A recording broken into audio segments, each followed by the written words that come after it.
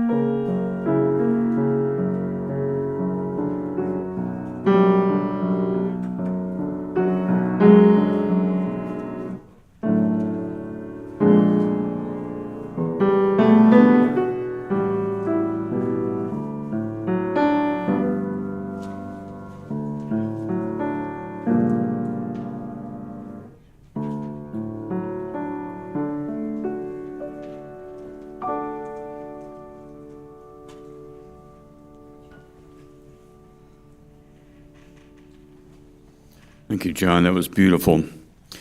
Good morning and welcome. My name is Charlie Tyler. I'm the pastoral minister here at the Unitarian Universalist Congregation of the Low Country. Thank you all for bearing the weather to come out here. You don't get extra credit for coming in the rain, but you should.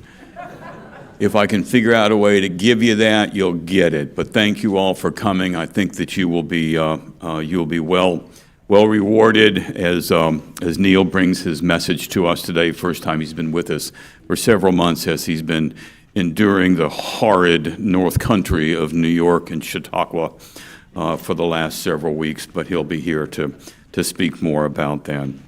This is a place where you may find yourself belonging, where you would be able to know and understand that beside you are those people who care about you, care about what you think, perhaps even have the same thoughts, same interests, and same mindsets.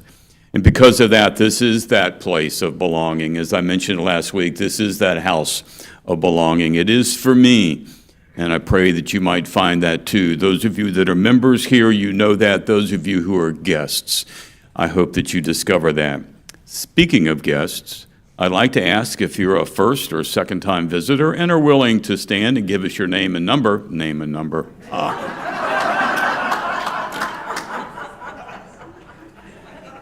Your credit card number, that is. No, just kidding.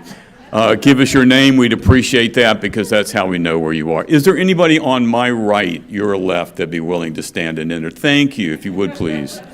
Hi, I'm Karen. I'm Neal. And we're Unitarians from Pittsburgh, Pennsylvania. Welcome. Thank you for coming and trusting us today. What's your number? Yeah, what's your number? Give it to you later. You can tell I've been with a 9-year-old for the last 2 days. Anybody in the center that's first or second time visitors that'd be willing to stand? Thank you. I'm Camden. This is Alice. We have been, I don't know, a couple times, but it's been a while. So. Welcome back. We even welcome been-a-whiles. Thank you for coming. You're welcome. You're welcome. On my far left, your right. Yes, sir, if you would, please. Chris and Janice Bova were in the process of moving to the Low Country from Northeast Ohio. Consider your move completed. Thank you for being with us today. Anybody else that's been missed? Yes, if you would, please. Welcome. My name is Wyatt. This is my wife, Abigail. This is our second time now coming. We live locally in Hardyville. Welcome back. Good to see you again. Thank you. Yes, if you would, please. Joseph and Diane Sampson, first time here. Welcome. Glad you could come. For a rainy day, all of the guests have shown up. The rest of you members, you have permission to call the other members and tell them where are you guys. Anyway, welcome. I hope that this is a meaningful experience for you. I think you will find that to be so. This kind and loving group of people that gather together on a regular basis. There are some announcements that I want to draw to your attention. They are in your bulletin. You'll see that this coming Sunday, Greg Greenway will both be in concert and also will be leading the service on Sunday the 12th. I know that you will want to be a part of that. That's an exciting time when we can have some of our performers who are also leading the worship service. You'll see Pat Job, one of our favorite speakers, will be on the Sunday after that. October 18th is the Welcome Back Community Dinner. That is the welcome back for all of those who are too cowardice to stay here for the summer. And when they come back, we gather together to celebrate their presence with us. November 16th is the community fair after service. December 11th is the holiday covered dish dinner at 6. And there's lots of other stuff that's coming up. You'll also see landscaping cleanup to be determined at another date. After everything falls down today, we'll gather together and start trying to clean up. Is there any other announcements that I've missed? Yes, if you would, please, Linda.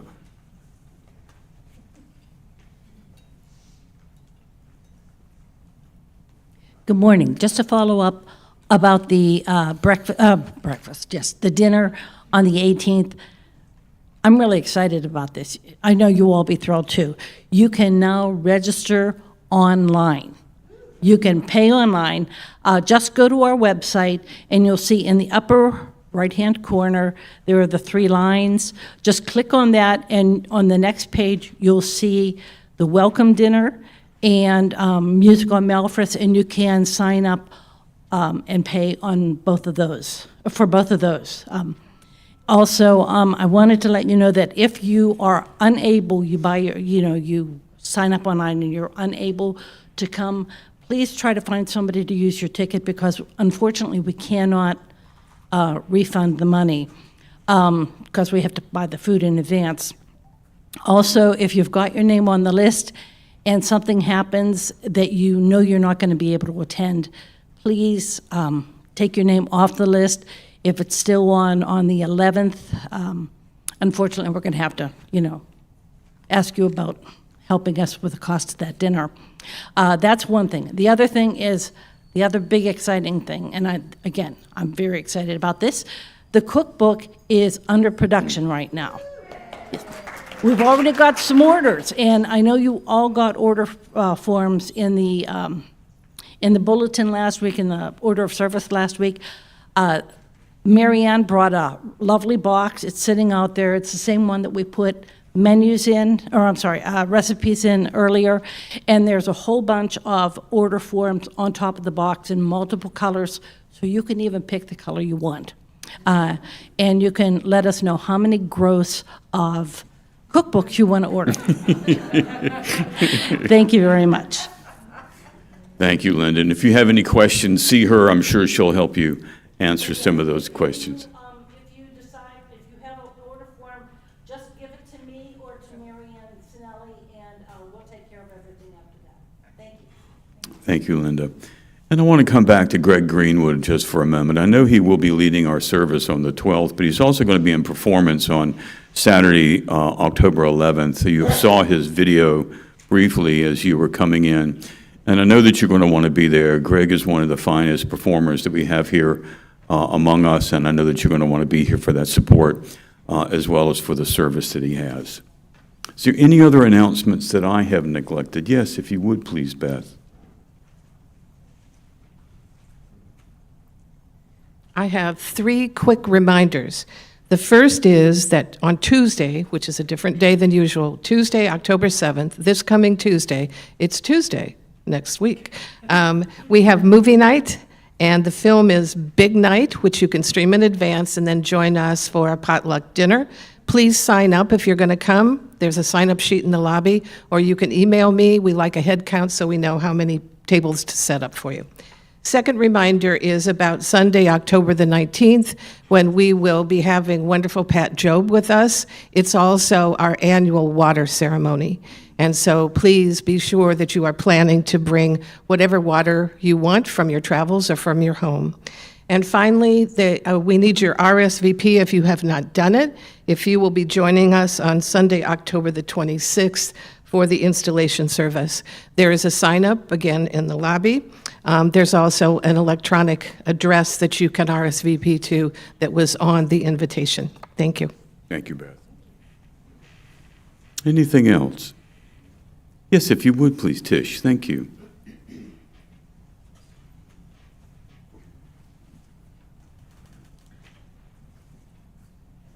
Ladies' luncheon is on the 15th, Wednesday. If you haven't got an email from me, it's either in your spam or you didn't give me your email address to do it when I asked for them. So either way, if you want to come, just let me know. It's on the 15th. It's at 11:45.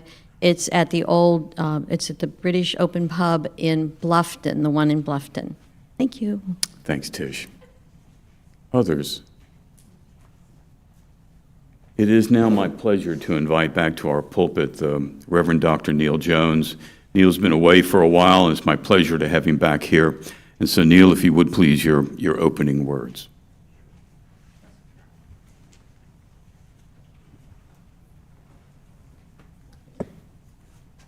Feels like I've been away forever. But it's wonderful to come back to sunny Bluffton. I've been away, even though I'm from North Carolina, that's not what makes me a Yankee.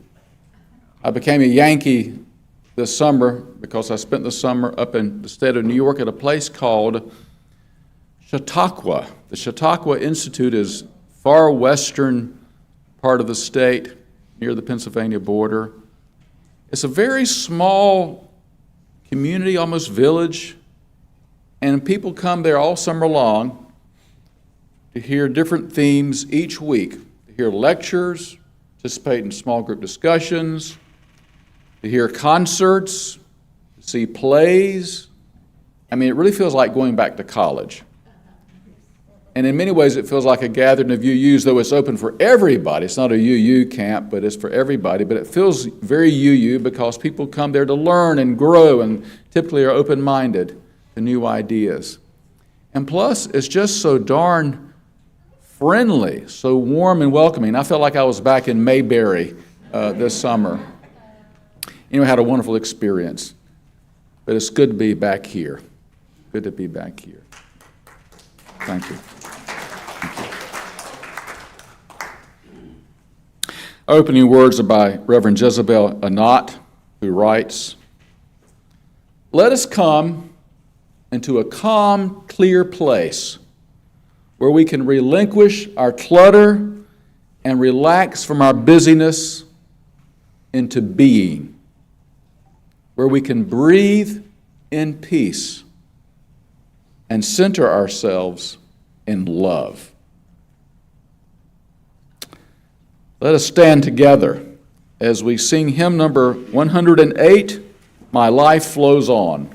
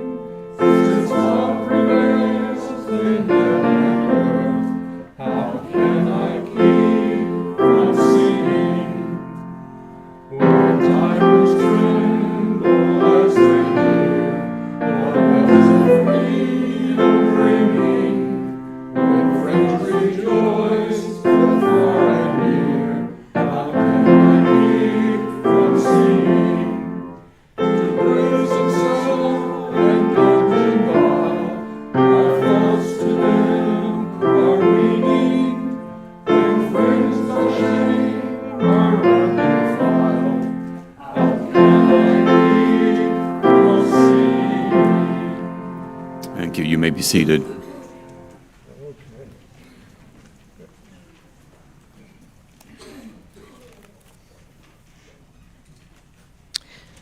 This is the time in our service that we share of our abundance. I'd like to thank everybody that brought something today that we can share with Bluffton Self-Help or the Sandalwood Food Pantry. And now we will pass the baskets for your offerings to do the work for this beloved community in the walls and beyond.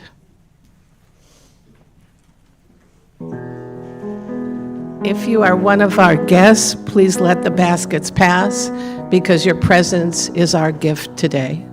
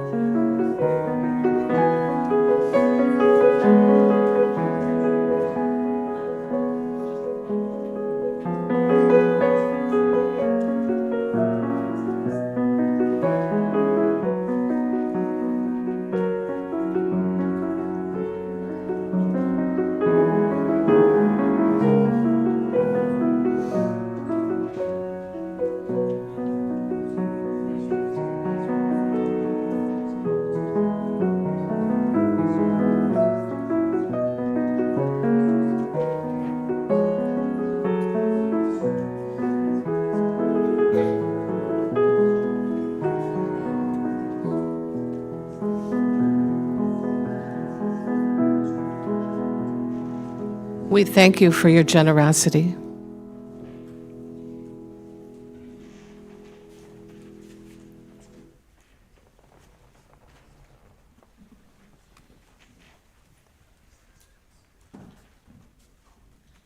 Now is the time that we share our joys and excuse me, joys and concerns.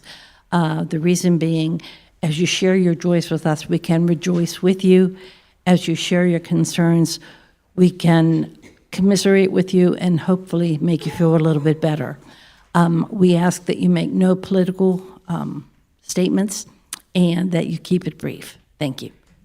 Oh, and you're going to want to take a stone from the basket, state your joy and concern, and then put the stone into the cairn. Thank you.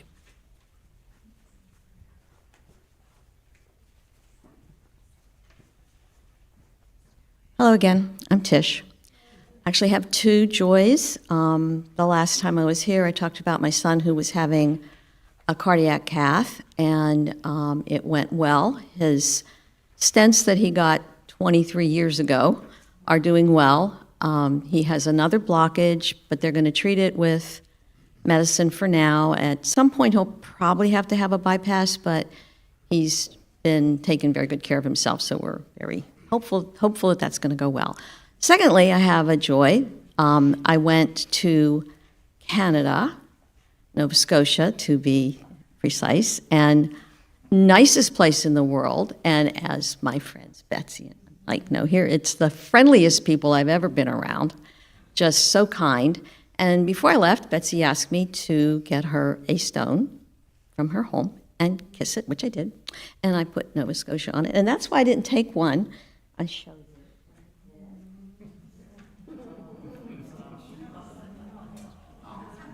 And so this one goes in here, just saying. Thank you. Thank you.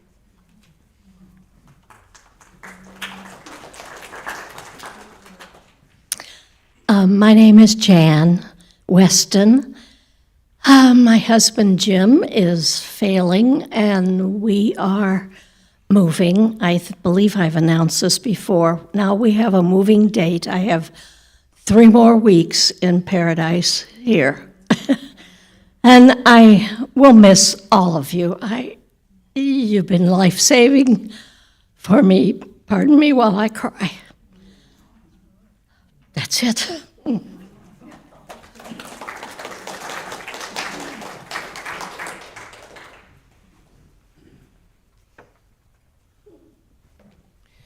This is actually a message from Ellen Titus, and she asked me to share this with everybody concerning David. This is an update on David and Sarah's condition. David had his second treatment for his cancer on the 25th of September. This treatment did not go as well as the first one. This time he had a very bad reaction to the medicine, so bad that he ended up in the hospital where he has been for the last week. This is what the doctors say they hope never happens, but it did. They are trying to get his system back to normal. They know what needs to be done, and they are doing it. It just takes time. Not sure when he will be getting out of the hospital, but he is heading in the right direction. He knows you all are thinking about him, and from the hospital bed, he wants you to know that he feels your love. Thank you, Ellen.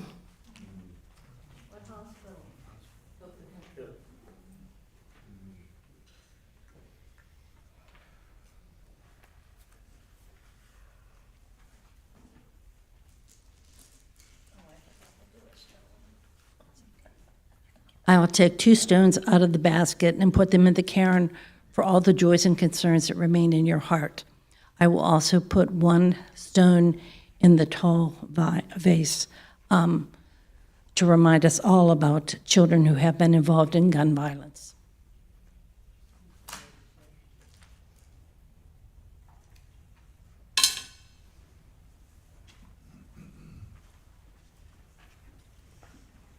Now, if you all please join me with affirmation number 562.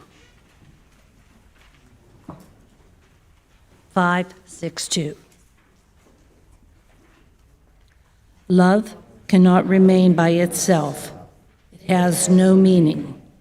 Love has to be put into action, and that action is service.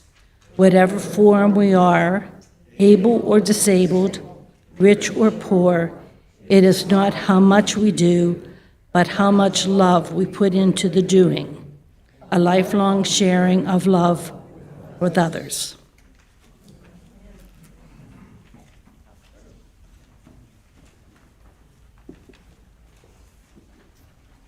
Now it's my pleasure to invite back into our pulpit the Reverend Dr. Neal Jones.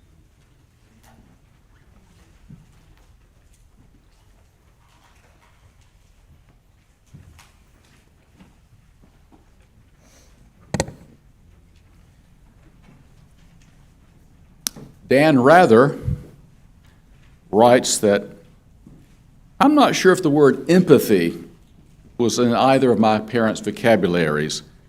It wasn't the kind of word we heard growing up in my neighborhood in Houston. But my parents taught me about the importance of empathy through their words and deeds. And they made it clear that it was part of the glue that held together our family, our neighborhood, our community, and the United States itself. Now, the Houston of Rather's childhood, back during the Great Depression, was very different from the bustling city we know today. Back then, it was more of a big town, and Rather's family lived on a dirt street, the one street between their house and the open country, the frontier, really. Their house was modest, 2 bedrooms, small living room, small kitchen, and 1 bath, all shared by himself, his sister, his brother, mother, and father. And his father was one of the lucky ones in the neighborhood. He had a full-time job digging ditches. Across the street lived a family in a house in a state of semi-collapse. The father had lost his leg in an accident which caused him to lose his job. He and his wife and 5 children had no money, 0. Then a half block down the street lived a family of 2 parents and 6 children who didn't even have a house, just a corrugated tin roof held up by 4 posts at the 4 corners and 1 in the middle. The floor was dirt. Rather observes that the neighborhood tried as best it could to help these families stay alive. If we had leftovers after supper, he writes, we would walk them across the street. One of my earliest impressions was taking that short journey with my father. Now, you might think that these families were humiliated by the offerings, but there is no dignity in being hungry. And there was no judgment or disdain on the part of those offering assistance. No one wondered why those neighbors weren't working, and no one passed moral judgments on their inability to fend for themselves. We understood that in life, some are dealt aces, some tens, and some deuces. On Christmas Eve, Rather's father and uncle pooled their money, meager though it was, and bought toys for the families living in the dilapidated house and the tin roof. Rather remembers a rag doll, a wooden train, and a tambourine. They waited till the children had gone to bed to give the gifts quietly to the parents, so that when their children woke up in the morning, they would not think that Santa had forsaken them. But what struck Rather more than even these acts of kindness was how his mother talked to him about them. He was an inquisitive child. Perhaps that's not surprising given his later path in life. And he was always asking questions. So he asked his mother why they gave those families those gifts at Christmas when they themselves didn't have much. He asked her, was it because we felt sorry for them? We do not feel sorry for them, his mother said sternly. We understand how they feel. It was a lesson that is so seared in my mind, remembers Rather. I can see her face, and I can hear her tone of voice as if it were yesterday. We don't feel sorry for them. We know how they feel. Rather's mother was describing the difference between sympathy and empathy. Now, I find the root meanings of words telling. The Greek root path means feeling. And the Greek root sim means with. So sympathy means feeling with. The Greek root m means in or into. So empathy goes a step further than sympathy. When you feel empathy, you enter in another's suffering. You step into their pain. It's a deeper appreciation for another's situation. It would be like someone falling to the ground. Sympathy stands above them and goes, gee, that's too bad. But empathy gets down on the ground with them. So I want to talk briefly this morning about empathy, which I regard as a deeper level of compassion because of its ability to get on the ground with someone who is suffering. Now, I regard compassion as an innate, universal, and spiritual capacity. So let me break this down. First of all, compassion is a spiritual capacity because it represents our ability for self-transcendence. What I mean by that is, when we have compassion for another, we're able to get beyond ourselves. When the Dalai Lama was asked to define his religion, he replied, "Compassion is my religion." Now, insofar as we UUs have a religion of deeds, not creeds, I think most of us here can embrace that kind of religion. And compassion is a universal capacity because it's demonstrated in all cultures, which means that it is a human capacity. In fact, I would say that we are most human when we are most compassionate, and we are most animalistic when we show a lack of compassion. And compassion is innate. That is, we are born with the potential to feel empathy with others. Now, this is not a matter simply of religious faith, but of scientific fact. Over the last decade, neuroscientists have identified a 10-section empathy circuit in our brains, which, if damaged, can curtail our ability to understand what other people are feeling. And psychologists have revealed that we are primed for empathy by strong attachment relationships in the first 2 years of life. And evolutionary biologists have shown that we are social animals who have naturally evolved to care for one another. And when you think about it, that makes intuitive sense, doesn't it? If our prehistoric ancestors took care of each other, then the species would be more likely to survive and reproduce than if they simply looked out for number one. But empathy does not stop developing in children. Like all innate capacities, it can be nurtured throughout our lives. Indeed, it must be nurtured with practice and discipline if it is to become a habit. And habit is to become character. We are born with muscles as well. But unless we exercise them, they will remain undeveloped and useless. So the question for our spiritual growth then becomes, how do we cultivate the capacity for compassion? I think you know me well enough by now to know that I regard all matters of spirituality as having an interior and an exterior dimension.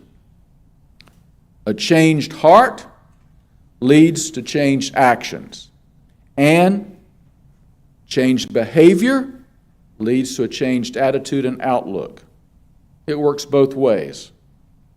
But now, usually when people use the word spirituality, they're referring only to our interior life. But I think that represents a lopsided view of spirituality.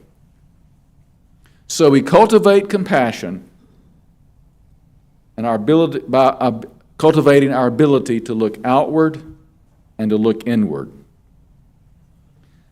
One of the great ironies of our time, first of all, let me focus first of all on looking outward. Looking outward. One of the great ironies of our time is that despite our ubiquitous social media, we are more isolated and cut off from each other than ever before. We're too busy to notice others, and during the rare moments when we are not busy, we bury our faces in our palm devices. I'm sure that you too have seen what has become a comical, common spectacle in restaurants now. Friends and families are gathered around a table, but no one is talking to each other because everyone is checking their iPhones.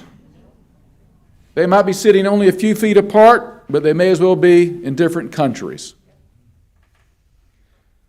We can't catch on to others because we are too caught up in ourselves. We are diligently checking off our to-do list. We are frenetically hurrying off to our next appointment.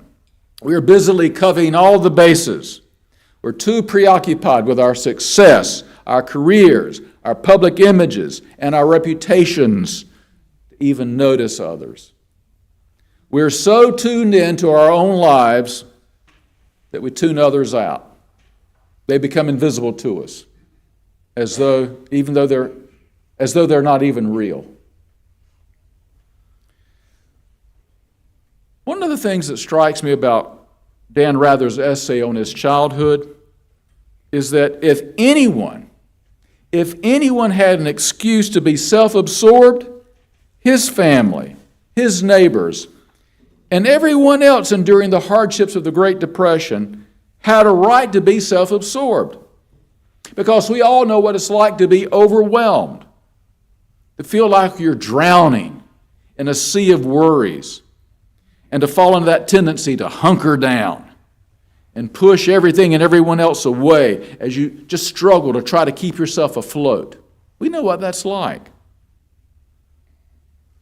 Whenever hardship comes, we have a choice. We can choose to turn away from others, to turn against others, or to turn toward others. That's a choice we face in every moment of life. Rather's family and neighbors, and indeed the whole country, turned toward each other to offer each other a helping hand. They did so not because they felt sorry for one another, but because they understood how each other felt. You and I face that choice every day. To cultivate compassion is to cultivate the practice of being present with others, which primarily means taking the time and making the effort to listen. Just to listen. Not pretend listening, waiting for your turn to speak. Not to offer advice or try to fix their problems or them. Not to explain or interpret or advocate. Not to do anything. Just to be present and listen. I can tell you as a psychologist, I spend most of my sessions just listening. And at one time I thought, God, I'm just wasting my time. But it took me a while to realize that a lot of people don't have no one to listen to them in their lives. And I was realizing over time that it has a healing effect on people to have someone to really be present with them and to listen to them. It really makes a difference. I also think it helps to develop a sense of curiosity about the other person, to become an archaeologist exploring their personal world. Where's this person coming from? How did they get to this point? What motivates them? What do they value? What makes them feel worthwhile? How do they see the world through their eyes? Now, that sense of inquisitiveness we used to have as children, but which society beats out of us as we grow up. You know, all of our recent discussions, especially in our denomination about racism, have made me realize that the most important thing I can do to become aware of my own unconscious racial bias and the privileges that I enjoy because of my whiteness, the most important thing I can do is shut up and listen. Just listen to the experience of people of color. Whenever I've done that, I come away more enlightened and humble. And all of the discussions that have ensued since the Me Too movement have made me realize that the most important thing I can do to become more aware of my unconscious sexism and of the privilege I enjoy simply because of my maleness, the most important thing I can do is shut up and listen.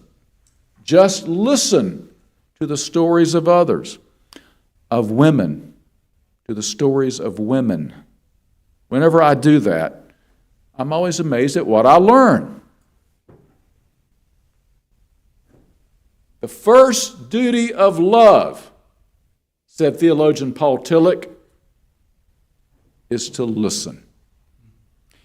And I would say that the first step in cultivating compassion is to listen. And to take compassion to a deeper level would be to hear, to listen to another's pain. Now, some of you may be familiar with the social activist Ruby Sales, who began her activism at the age of 17 when she participated in the Selma to Montgomery March back in 1965. Ms. Sales advises that we ask others, where does it hurt? Through our actions, if not through our words. Especially when a person is acting horribly. I try to remember, not always successfully either, I try to remember that when someone is acting up, they're acting out of pain. During such times, it's easy to judge them. But instead of judging them, maybe we should try asking, where does it hurt? What's going on for you right now? What's happening on the inside? Now, I'm not suggesting that we excuse bad behavior or not set boundaries, but what I am suggesting is that we try to understand the source of bad behavior and when it's possible, to respond with compassion. What is it that they need at this moment? What do they need to hear from you? See if you can respond with compassion instead of judgment. Not only will you be more helpful, but you'll feel better too. I recall the words of James Baldwin, who said, I imagine the reason so many people cling to their hate, that if they let go of their hate, they'd have to face their hurt. Now, one way not to get distracted by someone's bad behavior in order to see their hurt is to tune in to what you appreciate about that person. Remind yourself of what you like about that person. Look for the goodness in that person. Now, granted, you may have to look intently to find it, but it's there somewhere. One technique I've learned, which I don't always practice, but I try to, but a technique I've learned to help me see another's goodness is that I try to look them in the eye. When I'm talking to them, when they're talking to me, I try to look them directly in the eye. Why? Because the eyes are the windows to the soul. And if you look a person in the eyes, you might be able to see their soul. And if you're coming from a place of caring, they're more likely to see in your eyes that you care. So we are born with the potential for empathy. But that potential must be nurtured if it is to grow, and if we are to grow spiritually. We cultivate compassion by cultivating our ability to look outward and to look inward. To look inward means to get in touch with your own heart. You can't touch the hearts of others until you're in touch with your own heart. You can't be compassionate to others if you can't be compassionate to yourself. I don't have to tell you that we live in a very judgmental society. And the persons toward whom many of us are most judgmental and most critical are ourselves. Every culture, not just ours, has its standards of what it means to be acceptable or successful. And the message comes through covertly, sometimes overtly, that if you don't measure up, you're inferior, you're less than. Desmond Tutu tells this story of being on an airlines flight, and he noticed something he had never seen before. Not one, but both pilots were black, and it filled him with pride to see that one more wall of discrimination had come tumbling down. But then in the course of the flight, the plane hit a patch of turbulence, and he noticed within himself that he was particularly anxious that there was not a white pilot in the cockpit. It was then he realized the debilitating messages about black people that a culture of apartheid had implanted in all South Africans, white and black. Every culture has its messages of superiority and inferiority. And these messages seep into our media, our institutions, our schools, our churches, and our families. Think about the way our educational system rewards some forms of intelligence over others. Think about the media images of who is deemed attractive and popular. Think about the messages that were instilled in you by your family of what made you lovable and acceptable and what was unlovable and unacceptable. Now, back in my family, my little town in North Carolina, hard work and piety were the supreme virtues, and sadness, well, at least the expression of sadness, was taboo, because that was regarded as self-pity. And compliments were forbidden, because as they used to say, that made you too big for your britches. Every family has its virtues and its taboos. Every family has its heroes, those who exemplify its virtues, and every family has its black sheep, those who violate its taboos. There was a little girl who was drawing a picture in her Sunday school class, and her teacher asked her what she was drawing. "I'm drawing a picture of God," the girl declared confidently. But no one knows what God looks like, said the teacher. Well, they will when I finish, said the little girl. Now, whether that's true or not, I love that story because I believe that's how we start out in life, with our sense of self-worth intact. But then all the judgments of our society start to seep in. They seep inside each of us, and the seeds of self-doubt are planted, and they grow as we grow. There's a sense of unworthiness, of not being okay, of not being good enough, or successful enough, or attractive enough. So then we develop all the coping strategies to make ourselves feel better about ourselves. We overwork, we overplan, we overachieve, we overconsume, we overexercise. We all have our own coping strategies for overcompensating for that feeling of not being good enough. So compassion, cultivating compassion, begins with the recognition that this must be an inside job. If we want to extend compassion to others, we must be able to extend compassion to ourselves.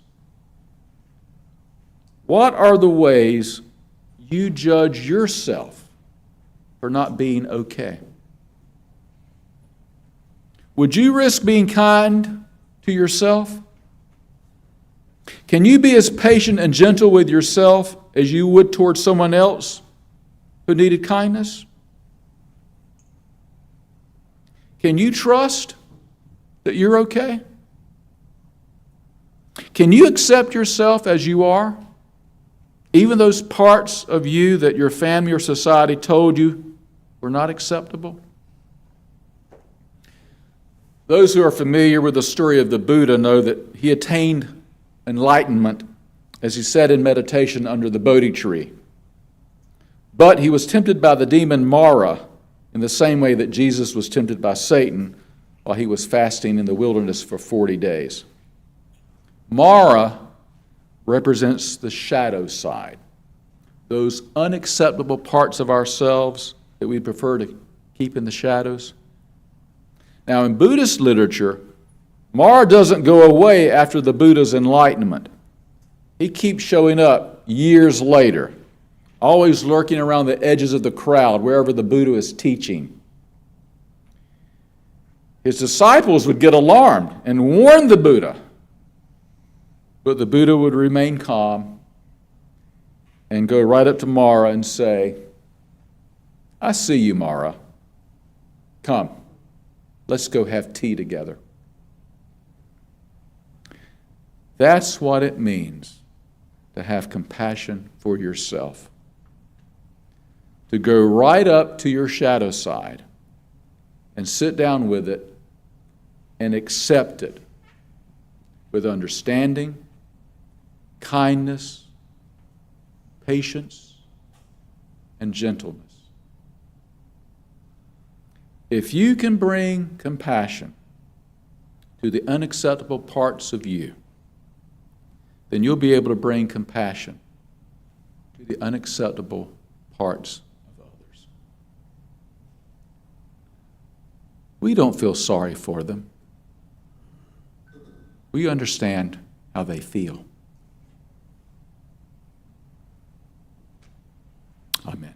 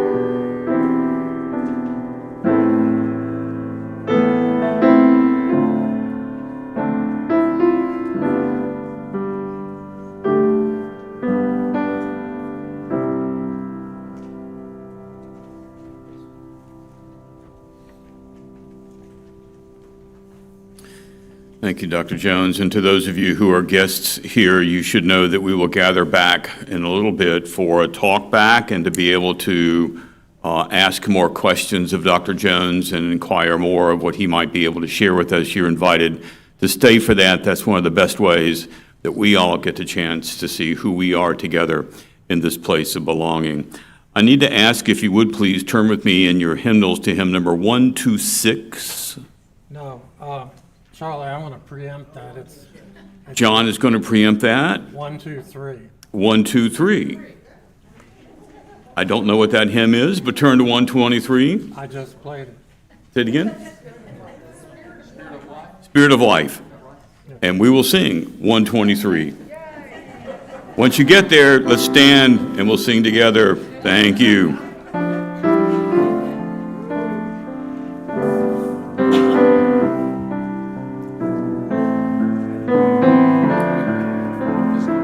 I never know where we're going to go. Spirit of life, come unto me. Sing in my heart all the stirrings of compassion. Blow in the wind, rise in the sea, move in the hand, giving life the shape of justice. Roots hold me close, wings set me free. Spirit of life, come to me, come to me. Thank you. You may be seated, and that's an appropriate change. Thank you, John, for taking us to that. It's absolutely perfect. Karen and Neal, Camden and Alice, Chris and Janice, Wyatt and Diane, Joseph and Diane, thank you for being here and making us a more complete place. You are welcome back here when you can come and continue to fill us out and make us whole. And I thank you for trusting us in this place and in this time. I'm going to ask now, Neal, if you would please have a closing thoughts.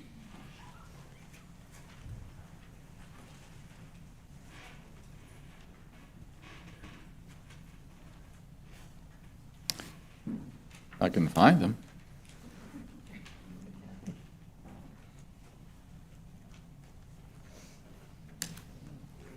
Where are they?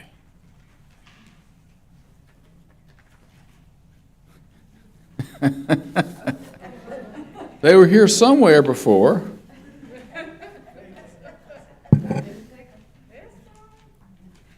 Yeah. We're having empathy. Thank you. I need all that I can get.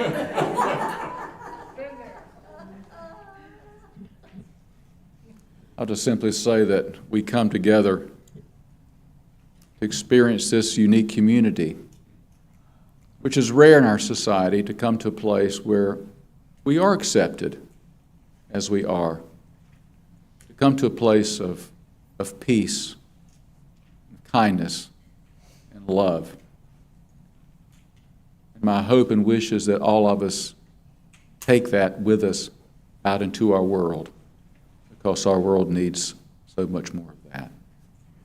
Thank you again for coming today.